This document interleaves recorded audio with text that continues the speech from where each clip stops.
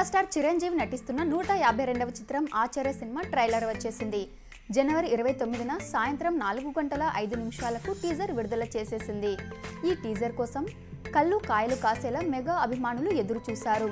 ఆ ఉత్కంఠతకు తెరదించేస్తూ ఆచార్య చిత్ర యూనిట్ టీజర్ను విడుదల చేసింది. ధర్మస్థలి తలుపులు తెరుచుకున్నాయి.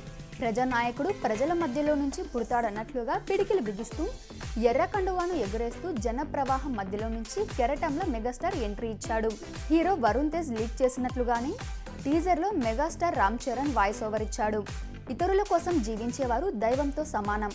అలాంటి వారు జీవితంలో ప్రమాదంలో పడితే ఆ దైవమే వచ్చి కాపాడాల్సిన పని లేదు అంటూ చెర్రీ వాయిస్ ఓవర్ ఇస్తుండగా మెగాస్టార్ ఎంట్రీ ఇచ్చాడు. ఇదిలా ఉండగా ఆచార్య టీజర్ రిలీజ్ అయిందో లేదో క్షణాల్లో లక్షల వ్యూస్ సంపాదిస్తూ ట్రెండ్ అవుతోంది.